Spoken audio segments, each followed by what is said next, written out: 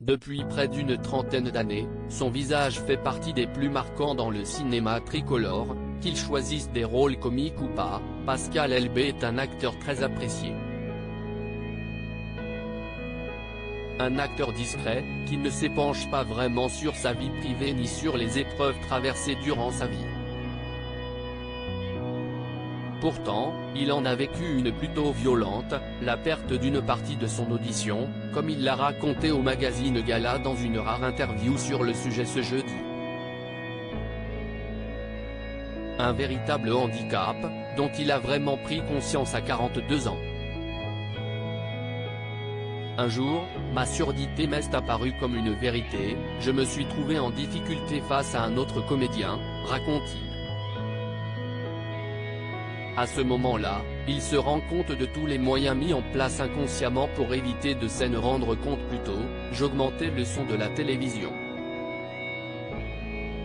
En fonction de ma fatigue, je parlais de moins en moins fort. J'avais souvent l'impression que les autres articulaient mal ou chuchotaient. Depuis mon enfance, je m'étais habitué à lire sur les lèvres. Je demandais souvent qu'on répète les propos. Mes proches n'en pouvaient plus.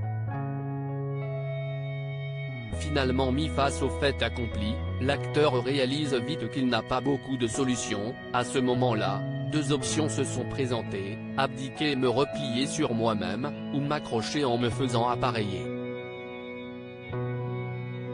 Une fois cette seconde décision prise, j'ai pu renouer le contact avec les autres.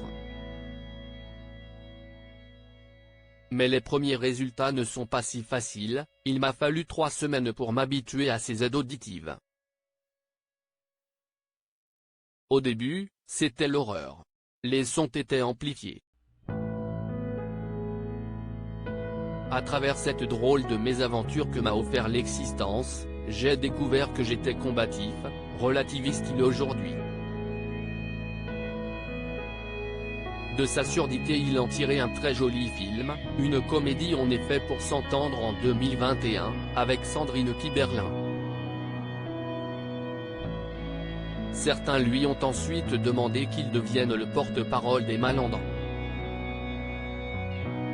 Il a décliné en précisant « Ce n'est pas mon rôle ». Le bruit si est-il a vie d'ailleurs le père, aujourd'hui célibataire, d'un jeune homme de 21 ans sait que dans la vie, des gens sont dans des situations pires que la sienne. Ce n'est pas le plus grave. Avoir un peu de recul sur les choses, dans la vie, est la seule échappatoire possible, selon moi, explique-t-il toujours à nos confrères, précisant que lui aime le raffut, le bruit qui pour lui, symbolise la vie. Malgré parfois, une sacrée galère, au théâtre, où il joue actuellement dans Sur la tête des enfants, avec Marie Gillin, il doit redoubler d'attention et cela peut vite tourner à l'épreuve physique, je dois être très concentré car j'enlève un de mes appareils. J'ai besoin d'entendre ma vraie voix et non celle qui est métallique. Parfois, si est éprouvant.